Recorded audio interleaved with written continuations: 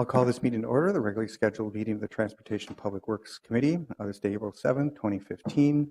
I'm joined by Councilmembers Yang, Glidden, Bender, and Gordon. We are a quorum and we may proceed. We'll be joined shortly by our other colleague. We have 10 items before us today, including hearings, consent items, and a discussion item. I'll go through the consent items. Any committee member can pull them if they so feel. Item 3, the first item on consent, the Powderhorn West Residential Street Resurfacing Project. And that's a resolution to designate the location for those improvements and receive a cost estimate of $1,397 or $700.96 total. The city engineer to prepare those assessments. And that hearing will be set for May 19th, 2015.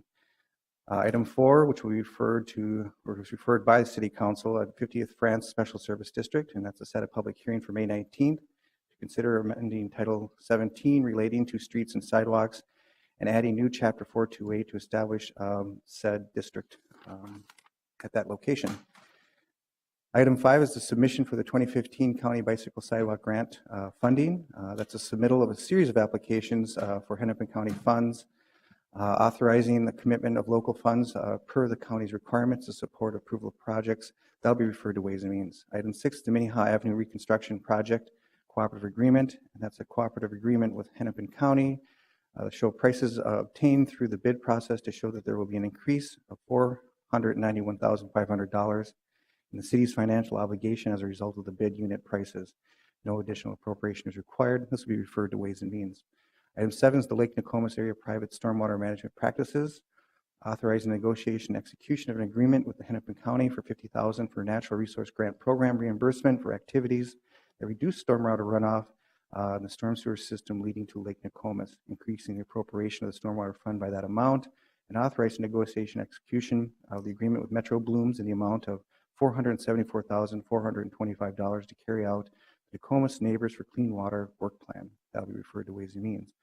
Item 8 is the Nicollet Central Modern Streetcar Project, authorizing an amendment to the existing contract with URS Corporation to complete additional environmental review and pre-project development tasks for the Nicollet Central Modern Streetcar Project for an amount not to exceed $97,000. That will be referred to Ways and Means. And item 9 are a series of bids. They're low bids for Lunda Construction Company for an estimated expenditure of $20,179,229.65 for construction of the St. Anthony Bridge. It's kind of a large amount for this area of the agenda.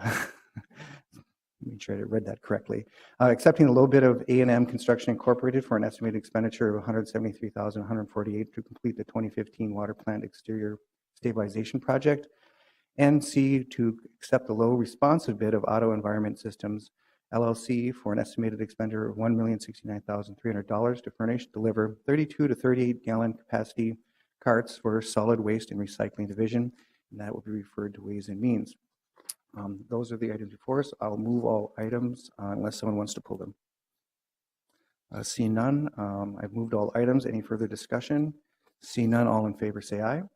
Aye. Dissenting nay. Those items carry. We can now move to the public hearing. I'll note with that last bid item, that's further progress on our initiative regarding organics recycling. So public hearing number 1 is the 34th Avenue South, 43rd Street East Street Resurfacing Project. Good morning, Director Cockey. Good morning, Mr. Chair, committee members. Mike Kennedy, our Director of Transportation Maintenance Repair, will make this presentation. Morning, Mr. Chair, members of the committee. Mike Kennedy, Director of Transportation Maintenance and Repair, here to talk about hold the public hearing for the 34th Avenue and 40th Street South or East neighborhood project. This is our littlest resurfacing project for the year. It's a little baby one. I'm not even sure you can see it on the overhead there. On February 13th, 2015, the City Council designated the location, streets, and improvements proposed to be made in the 34th Avenue and 34th Avenue South and 43rd Street East neighborhood. The cost estimate for this project is $119,904 and is financed by net debt bonds and special assessments. The locations of the streets are as shown on the layout. It's essentially 34th Avenue for a block either way, straddling 43rd Street, and then about 100 feet of 43rd Street to the intersection. The street resurfacing would be a mill and overlay of the street surface with plant mix asphalt. The special assessments were determined by applying the 2015 uniform assessment rates of 62 cents per square foot of non-residential and 21 cents per square foot of residential. We had a public meeting the other day and nobody attended it. So today, so either that's overwhelming acceptance or it's just a tiny project. Our recommendation today is to pass a resolution ordering the city engineer to proceed and do the work and adopt special assessments in the amount of $32,390.96 for this project, and pass a resolution requesting the Board of Estimate and Taxation to authorize the city to issue and sell assessment bonds for that amount for this project. That's my presentation. Thank you. Any questions per the presentation? Seeing none, I will open the public hearing. Does anyone wish to make comment? Does anyone wish to make comment? Seeing none, I'll close the public hearing and move the item as described in the presentation. Any further conversation? Seeing none, all in favor say aye. Aye. Dissenting nay. That carries. We'll move to our final public hearing of the day, which is item 2, use of city-owned infrastructure. Director Kaki. Thank you, Mr. Chair. Tim Drew from our Traffic and Parking Services Division will make this presentation. Good morning. Morning.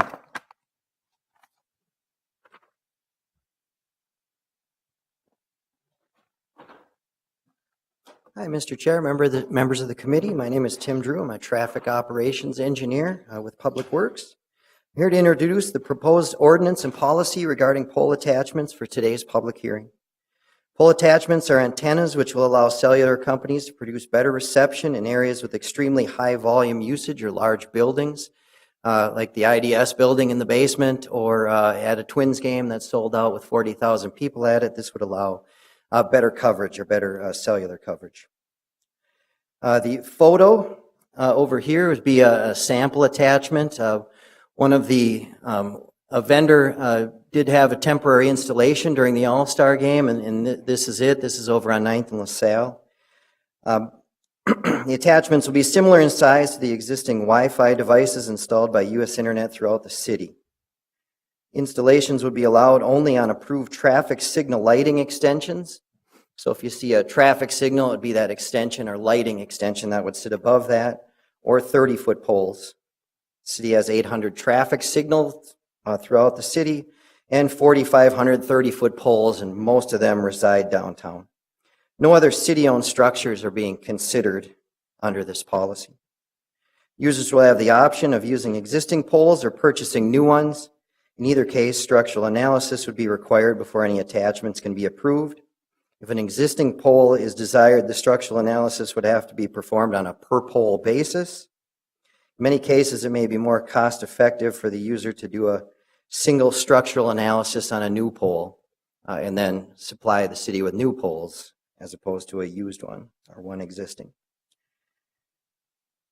Users will need to obtain necessary city approvals, such as various permits and an indemnification form, and would be required to pay all advance costs applicable to the installation. The ordinance and policy will allow the city the ability to reasonably manage the city poles and to prevent attachments from being too large or too numerous. The proposed ordinance language addresses fair and reasonable non-discriminatory access to city-owned poles, safeguards the reliability and integrity of city-owned infrastructure, to obtain fair compensation for the use of city-owned infrastructure through fees and other charges, comply with applicable and constitutional federal, state, and local regulations as applied to city-owned infrastructure, and support cost-effective, optimal use of public resources. The proposed policy will work in conjunction with ordinance and address the day-to-day operational aspects, such as installations, operations, maintenance, fees, insurance, and other procedural requirements. The fee resolution allows the city to charge fees suggested in the policy. And I can answer any questions at this time.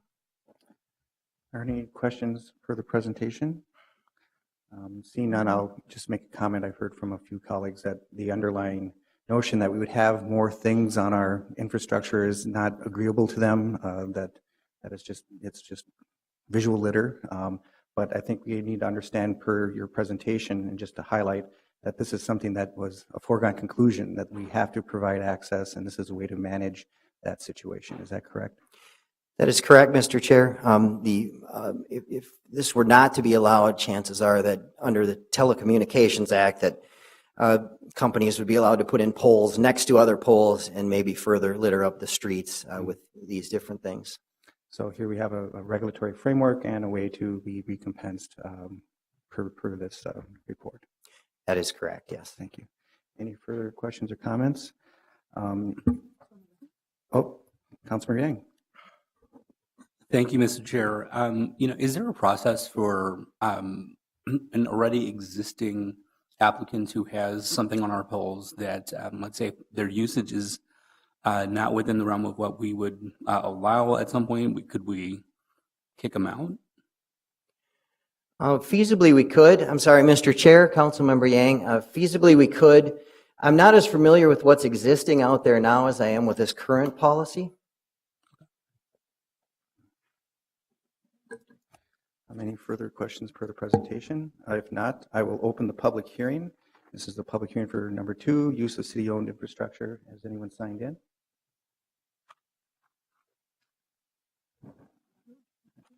Okay, one person who signed in, and perhaps it's the person approaching. If you could state your name and address for the record. Thank you. My name is James Rubenstein. I'm an attorney with Moss and Barnett here in Minneapolis. And we're in the 5th Street Towers, and I personally reside in the 13th Ward of Minneapolis. And I'm representing today Verizon Wireless, the potential permit applicant. The picture you see here is a installation that Verizon Wireless used, along with many others, as an experiment or a demonstration during the All-Star Game. And I'm speaking in support of the ordinance because we appreciate that this ordinance is a response by the city to developing technology that will help meet the ever-increasing data demands in our society, and especially where large crowds gather, which we hope is Minneapolis, especially for Twins games. I'm very much in favor of that.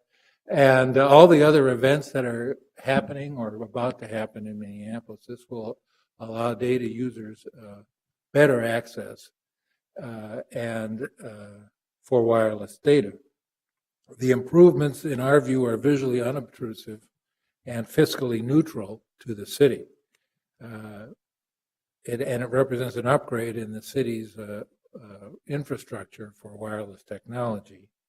And our hope is that with the approval of this committee and that it will be followed promptly by city council approval and enactment of the ordinance, so we can get going on making some of these installations as soon as possible this spring. And I'm available along with Mary Julius and Ken Nielsen to answer any questions that the committee may have. Thank you. Thank you very much. Does anyone else wish to make comment? Public hearing is still open. Does anyone wish to make comment? Seeing none, I will close the public hearing and move the approvals as stated in the presentation by staff, which are 3 actions listed before you. Any further commentary, questions? Any further discussion? See none, all in favor say aye. Aye. Dissenting name. That item carries. Thank you very much. We now can go to the discussion item number 10, which is the East Downtown pedestrian realm topic. Mr. Chair, John Werchus, our Director of Traffic and Parking Services, will make this presentation. Good morning. Good morning, Mr. Chair and council members. Today I have a presentation that overviews the council letter and the attachments that are included in that for us today. I guess first to start out, what are we really talking about when we change, or how does the pedestrian realm really change in the city? First of all, either we, the public, do it through our reconstruction of projects is a major way where our public realm is changed. Second of all, also private development can impact how we change our public realm. Both of those need to be focused and consistent with what our long-term goals and strategies and visions are. Relative to public realm, we've cited some goals and purpose and benefits. I'm not going to touch on all of these. These are stated in the letter, but on an overview, livable, walkable spaces around the city, focused on creating an urban environment that supports our placemaking in and around the city.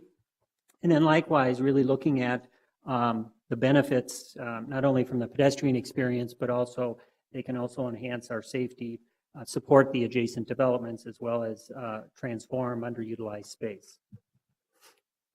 With that, we decided to embark on some pedestrian realm study work. First of all, why in the East Downtown area? Numerous changes are occurring in the downtown. I think council is aware of most of those, but for our public, we've got the Wells Fargo development, we've got the stadium, we've got the commons, those are all underway. Likewise, we've heard of other new developments that are on the planning or proposed stage. Green Line has transformed downtown with some changes in bus transit, as well as there are changes in non-motorized as well as motorized traffic in the East Downtown area. Based on a lot of that previous work, Public Works examined the street needs in this area related to traffic flow and determined that some streets could be narrowed, some can be changed or modified or enhanced, as well as some of them are best staying the same as they are today.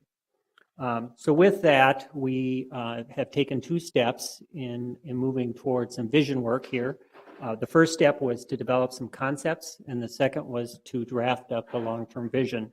And I'll talk about those 2 documents here next. We first started in defining a area bounded basically by Washington Avenue on the north, 6th Street on the south, 5th Avenue on the west, and Chicago Avenue on the east. These are there are 12 blocks in this area.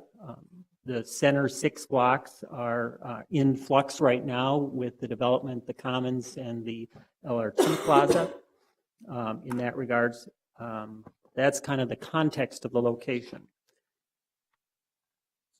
We looked at each of those streets in that area and initially developed some concepts. This is one snapshot of a concept in the development stage where we tried to identify and note what and how things could change. These are just concepts and ideas. These weren't recommendations at this stage. Trying to understand what would be the possibilities block by block in this area. There are a set of probably about 20 of these different vignettes like this for each of the various streets in our study area. Likewise, we attempted in the concept development to try to illustrate what are some of the potentials out of the study work. First, this one kind of illustrates the benefits and potential ideas on how might bump outs in and of themselves might create a better intersection related to both pedestrian travel flow as well as bicycle use. And then we also presented a number of perspectives and looks at these streets in a way that can help people understand in a visual manner how space can change along a street. And we purposely presented both the foreground before 3rd Street and the far side of 3rd Street in 2 different manners. And I'll briefly describe those for you. On going from left to right on the image, we've got the sidewalk, we got the boulevard in both blocks before and after 3rd Street. Parking stays the same, and then we have 2 parallel through lanes next to that. But on the right-hand side of the graphic, on the near side, we show a buffered bike lane followed by parking and then the boulevard and sidewalk. But on the far side, as a different way to present and address space use, the bike lane has become a protected bike lane behind the curb, the parking has disappeared, and the pedestrian space is expanded. And so this kind of gives people some understanding of some of the options This isn't a recommendation, but some of the options on how space could be used in the area. And so that was the intent of the concept development project. The next step was really to look at a draft long-term vision. And we have then, based on that concept work, tried to identify cohesive, consistent approaches to each of the 7 streets that are in this study area. And I'll talk about those 7 streets in particular here in a moment. But wanted to highlight that really we're trying to guide all stakeholders in how we move forward. The city and the county currently do not have eminent projects on any of these streets, so changes in this area are really going to be accomplished through others, private development, et cetera, and that we need to be coordinating and being consistent with how we're proceeding. So I've got a series of graphics here to kind of highlight the draft vision that is being proposed here in that regards, and I'll touch on kind of what has kind of changed with each street as we have it presented. Starting with Fifth Avenue, we're kind of basically retaining the street pretty much the way it is, adding curb extensions and bump outs, some pedestrian area potential next to the Hoff and Gateway ramps, and then adding a buffer to the bike lane. On Portland Avenue, there's more potential for change.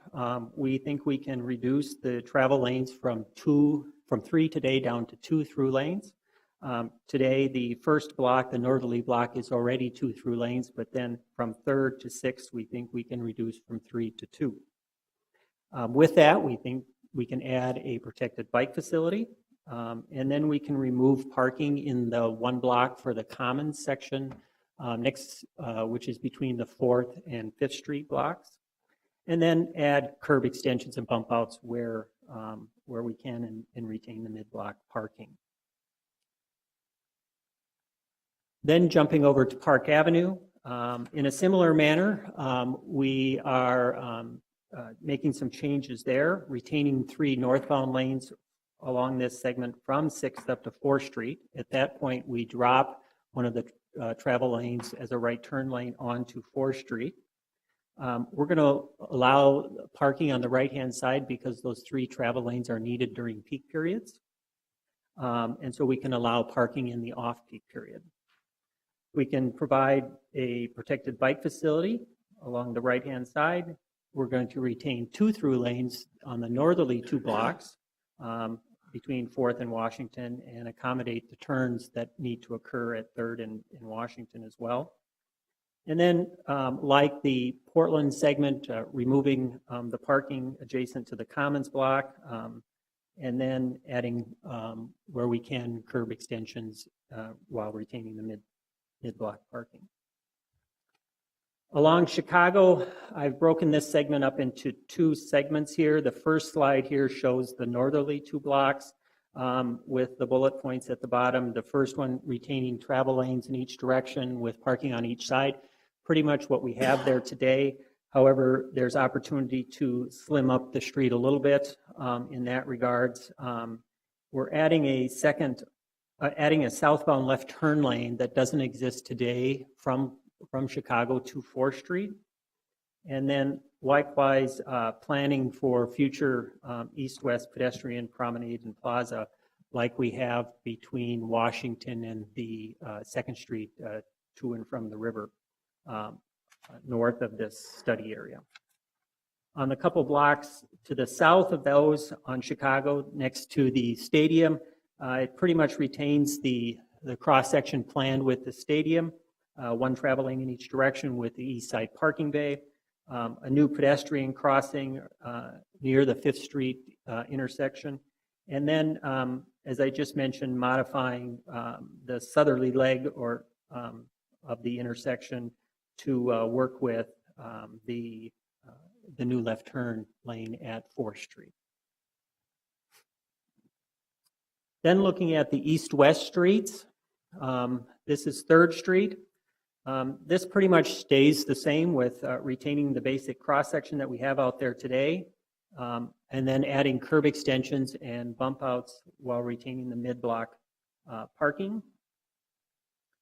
On 4th Street, we do have a major change with discussions with Metro Transit in relationship to the changes in bus traffic along 4th Street in this reverse flow lane. We can remove Metro Transit has agreed to remove the bus lane from Norma Grew just off to the image on the right for these 3 blocks here up to 5th Avenue.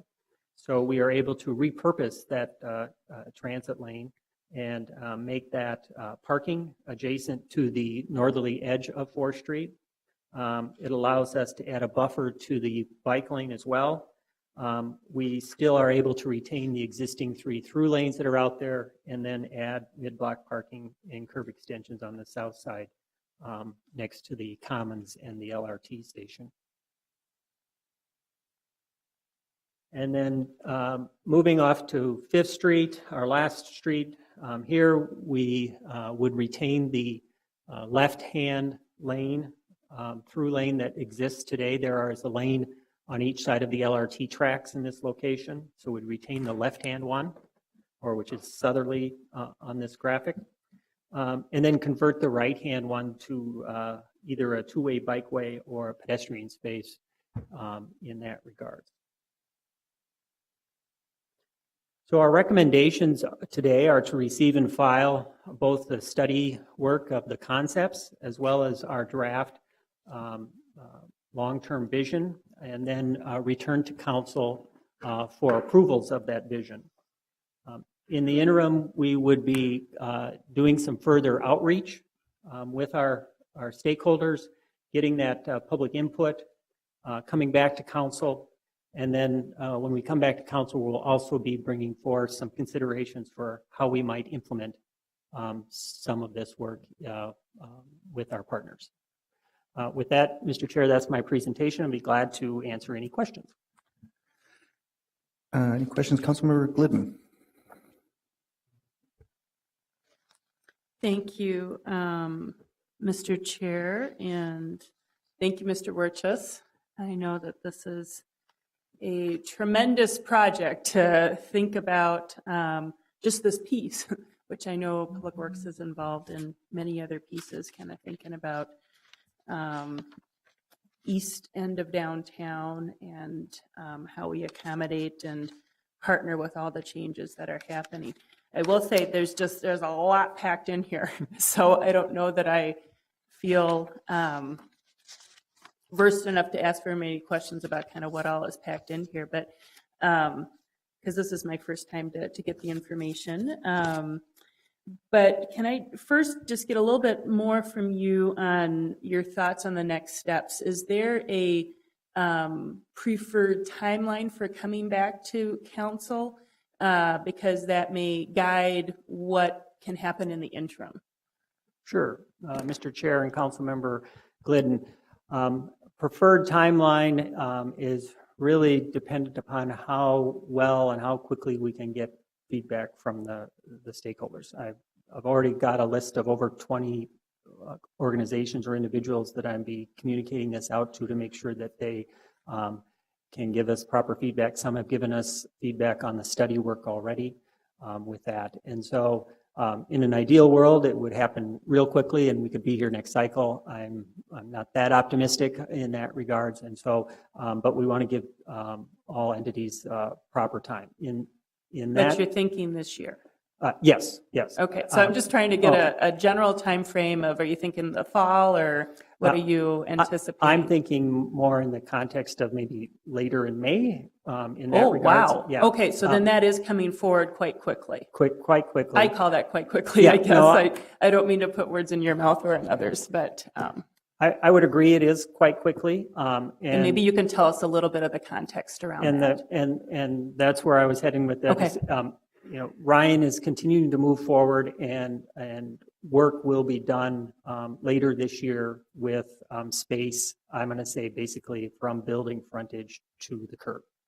And so we want to try to zero in on a vision and at a high level that would suggest we're all can then work forward in trying to implement what we're hoping to intend to implement. By all means, these documents are not intended to get into the minutia of detail, and I'll pick on one of those. Where are the pedestrian curb ramps, and stuff like that? That's not the intention, and so those will come as design and projects are built. But do we have some vision out there about where people intend to move forward with that? Okay. So I'm trying to focus people on the 7 streets and the vision and land feedback on that, because I do realize there's a lot of information here. Okay. And again, there's, I can get there's a level of detail you're trying to stay out of, but there's still some major decisions within here. I'll just pick out one because I like it actually, but you mentioned in this big packet of suggestions, bike lane on 3rd Avenue, and there isn't a bike lane, formal bike lane there today. And so I'm assuming that that's a concept that you're exploring, is a bike lane on 3rd Avenue. Or did I mistake that with 3rd Street? Mr. Chair and Councilmember, 3rd Street. Oh, okay. Our study area stops in this area at 5th Avenue, so it doesn't go over to 3rd Avenue, right outside here of City Hall. Okay. And But putting a new bike, okay, all right. But we are proposing changes here for how things might lay out in a particular street. Okay, all right. Well, and I know you're still yet to go to some of our committees within the city that give input on these plans. Was there anything else you wanted to share with how you came up with your proposed long-term vision that helps us understand how that came about? Mr.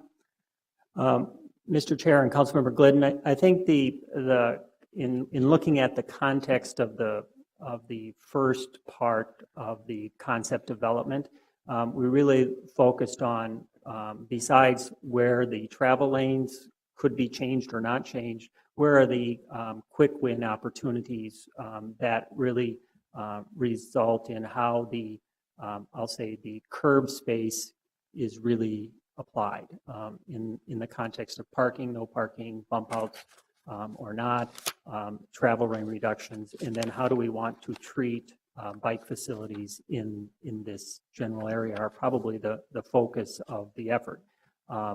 And I think that's kind of the context, and so the first study work leads us to something, realizing that I fully expect that we didn't touch on everything that people have interest in the draft vision here, but we need to put something on paper that then begins that conversation and people can dialogue and provide their input on that.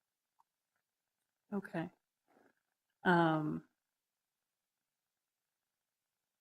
just trying to think what, there's just like, I apologize, but there's just a lot in here, and I do appreciate that you've put this before us so we can start. So are you also thinking about testing some new concepts here? Because when I look, for example, at the bird's eye view of Portland Avenue, where you have this nice diagram that shows kind of multiple treatments, one of them being kind of an extension of sidewalk that ends up being a bike lane, or that's what it looks like here. That would be sort of a new treatment. And so is this also an opportunity to think about how those new treatments might fit in, or are you just trying to test multiple ideas here and see what feedback you get as you go through this process from now until sometime in May? Mr. Chair and Councilmember Glidden, I would say from a basic level, our Access Minneapolis plan at a minimum level says we should approach how we deal with intersections by allowing for better pedestrian treatments, including bump outs. Okay, so that's kind of a base condition. And then as we look at the other uses of the street, travel lanes, parking lanes, and bike facilities, the question is, which attributes do we want to include on each particular street? And those attributes or dynamics change block face, let alone block by block. And so how can we put forth a reasonable document here that begins a conversation about what's the best treatment for that curb space use? in that regards. And it's a mixed bag of answers. I would say that it isn't an experiment per se of just sampling of things. I would intend that we try to coalesce this into some consistent logical coordination block by block, in addition to trying to maximize space for a variety of users on the street corridor, ped, bike, et cetera. Thank you. And I will concur that this is a very accelerated timeline. So, Yeah. Councilmember Gordon. Thank you, and I appreciate getting to look at this. I did try to open up some of the other files that are online that has more illustrations, and there's a lot that I'm interested in here. I did want to make sure that I understood. You were saying that there would no longer be that counterflow bus lane on 4th. That will be gone, and that is that correct? That is correct. And that means I'll caveat that for a portion of the street, 4th Street up to 5th Avenue. So from the easterly end over by the stadium, Norma Grew, for several blocks up to 5th Avenue. From 5th Avenue westerly into downtown past City Hall and to Hennepin, the reverse flow bus lane at this stage is continuing. and I guess that I don't quite understand why, if we can change it, the other part of 4th, why it has to come back here. So that would be something I'd say, well, let's look at that, because that would mean any opportunity that gets opened up would just add to more confusion if all of a sudden, if there was a bike lane that moved, for example, to the right side, or a protected bikeway, and then all of a sudden it disappeared and we sent the bike path back into the middle of the street for that stretch. So hopefully there's some room. In fact, that's maybe sort of a whole issue with this, just looking at this isolated portion of the city and say, what are we going to do here? It's difficult to do that without understanding how that's actually going to then harmoniously connect to the rest of the infrastructure and the rest of the city. So that's something to look at, and it's hard to understand when you look at this plan, and there are changes that are going to be made here but might not be made elsewhere. So we have to keep that in mind, because there's things that might be fantastic here if they were going to be continued. So if you're on a protected bikeway and you're moving down 4th, and all of a sudden to have that end and you have nowhere to go, wouldn't make much sense necessarily. So that's something to think about. I agree, I guess, with Councilmember Glidden. This is a lot to figure out and to take in and to understand, and we may need more time and also more assistance having other people look at this. So see what our pedestrian advisory committee thinks, what our bicycle advisory committee thinks, what's going to happen. It's a very complicated area. There's problems right now with bikes. I'd be very interested to see what we're going to do to help the bikes that are heading down 4th actually get over to the Hiawatha Trail there by the stadium. Right now, the way it's set up, you cross tracks twice. It's very confusing. I've often wondered, when you're coming off the Hiawatha Protected Bikeway Trail and you come down 3rd, why you can't just have a two-way protected bikeway leading you all the way into downtown. So I see this as, this might be an opportunity to actually do that. One question I did want to ask, though, and we'll kind of leave those comments aside for now, just so you don't have to respond to every little thing. But I'm particularly curious about the treatments of Park and Portland when they're going through the Commons. Park especially, because it seems like it's not actually much of a thoroughfare. It goes through the Commons and then it ends at Washington, I believe. Was there any discussion or thoughts of eliminating the curb, curving the road, having another treatment so as to make that feel more like a plaza, a pedestrian area, so that the cars would clearly feel like they were kind of second class when they got to go through that passageway? There's an area actually in the 2nd Ward near in the Arts Quarter on the West Bank where the university has a parking ramp, and then there's an art building right across the street, and the city worked with them to kind of create this feel. I think that's even a brick street, so they've even done a different treatment there. I'm just wondering if there were any considerations to maybe change Park during that stretch even more dramatically than it's indicated on the bird's eye view that I think I found. Mr. Chair and Councilmember Gordon, a good example of kind of where our thinking is at this stage. A lot of the suggestions and thoughts that you had are in the, I'll call it devil in the detail level of effort. Our higher level discussion at this stage and presentation of the vision is one of how can we shrink or repurpose some space.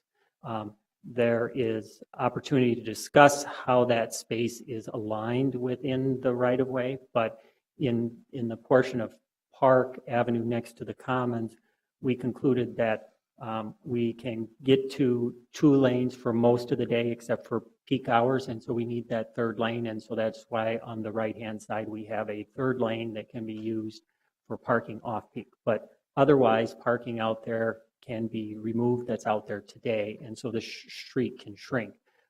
That's the level of effort and discussion that's being presented today.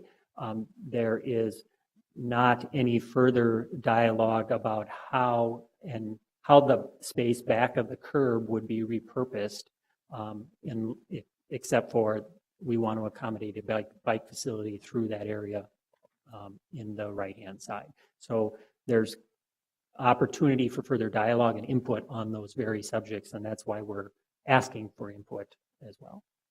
The one thing it looked like for Park also is that we took out a lane while it went through the Commons, and then as soon as you get out of the Commons for that last block, we added the lanes back. Is that true? Not correctly. And I can get into detail with that if you'd like right now. Otherwise, I could sit down with you individually. But basically, we're saying up to 4th Street, we need to retain the 3 through travel lanes with parking in the right-hand side off-peak. For the last 2 blocks, we can handle the traffic with 2 through lanes. We need some turn lanes at a couple of intersections, one at 3rd Street for a left turn, and then up at Washington, we need to accommodate the turns onto Washington left, through, and right. And so it does narrow up to 2, and then we need to effectively, selectively add turn lanes accordingly. That's what happens. It's kind of small on the graphic, and so those are things that are in the graphic right now. And that's because we just think there's going to be a pile of cars coming on of 3rd that need to get from 3rd to Washington? Those cars today exist out there, and with the traffic on Washington and the traffic on 3rd Street crossing with Park Avenue, we're accommodating that traffic and managing it as best we can out there. And to maximize space throughout the rest of the block, we can narrow up the rest of the block, but we need to provide turn lanes at the intersection accordingly. Okay, and it looks like the whole street is wider there between 3rd and Washington, and maybe it's mostly for those turn lanes, but it narrows up nicely when it goes through the Commons and past the new Wells Fargo Towers. But anyway, there's just a lot of details in here, and hopefully we can look at it more. I think if we want to make this more pedestrian friendly, there's probably things we could do that could help encourage cars to not necessarily see that as the cut through on the way to get there. And my hope is that with some of the improvements we've done on 4th to get onto 35W and those things, that we're going to actually end up seeing fewer cars needing to get all the way to Washington, for example, at the end of the day rush hour getting out. And I want to make sure we're designing the roads for all day and taking into consideration those things, and we don't just design them for those peak hours in the morning and in the afternoon, because then I think we end up kind of short-circuiting the benefits we could have there at lunchtime or during the day or during events and all that. So I'll be curious to see how this goes and what more we can do to help improve it. Thank you. Thank you. Councilmember Bender. Thank you, Mr. Chair. So I just wanted to start by saying I think this is a really helpful approach to take in areas of the city where we expect to see a lot of growth and change, particularly new private development, to be really proactive in looking at how our infrastructure might change along with it. It seems like there might be a potential, and you mentioned some examples, for a lot of this to be privately funded or be built along with private development. So I think, again, that's a really helpful approach to make sure our infrastructure is keeping pace with the addition of new people and activities. So I don't know if you have any comments about that, but I also wanted to just ask, because we're starting to talk about some specific examples. So just take, for example, the commons, if that was funded and if there's maintenance found, for future there, and that goes through and is approved, how would you use this vision to then, once a project becomes, more imminent, how would this vision then guide what I would expect to be more detailed study and design at that point, especially for a bigger change like that? Sure. Mr. Chair and Councilmember Bender, I'm not well versed in the commons, but I'll pick another project that has just kind of come through the gate here. I think Sherman Associates has announced their planning project for that spaghetti factory Thresher Square block. I've already been contacted by the architect of that saying, how can I talk with you to understand where you're headed with this, so that when the conversation between Sherman and their architect moves forward and plans are submitted into the city for approvals, that we've sort of maximized the opportunity that we can out here. The proactive approach right now is, because we don't have eminent street reconstruction project out here, is how can we use that private infrastructure and change to basically result in better public infrastructure. And it will result in probably incremental change throughout this whole area, pending those actions by individual property owners who are changing their frontage. But if we have property owner A doing one thing and property owner B doing another thing, in the end, we're going to end up with a quilt. The quilt might look good, but did it all fit together and be coordinated and consistent? And so that's kind of the place where we're at in trying to foster this forward. Okay, thank you. Well, to the extent that the details in this, would be then implemented, I do kind of agree with what's been said here, that it seems like getting the PAC and the BAC and maybe council members who might have specific questions, getting all that feedback and getting it right before we are asked to vote on adopting it seems really important. So I would agree with that statement. For the committee, I've had already stopped with the PAC and BAC and gave them kind of a highlights. This is coming through, and got some feedback already on that. I intend to go back and do more with them, along with a whole bunch of other folks who will be interested in this subject matter as well. Any further questions or comments? Seeing none, I just concur that obviously this is an accelerated process, but our motivation for such is a good one. The alternative to get the patchwork and then have to rip that up to make something consistent, the cost associated, let alone just the poor planning that would demonstrate on our end. I think we're moving forward in the correct way. However, there are no shortcuts. You can just get there faster. And I think your list of 20 is probably the appropriate list, as you're familiar. This isn't your first time around the block, so to speak, with getting public input. So with that encouragement, and I know Mackenzie's been involved in this, and we do, if anything, the shorthand is we want to maximize the pedestrian experience in this new part of our city. It truly is a new part when all is said and done. So with that, I will move to receive and file both the downtown pedestrian realm augmentation study and the additional long-term vision for the 7 streets identified in the study area, by receiving and filing that as well. Any further discussion? Seeing none, all in favor of receiving and filing those items, say aye. Aye. Dissenting, nay. That carries. And thank you very much. And with that, we are adjourned.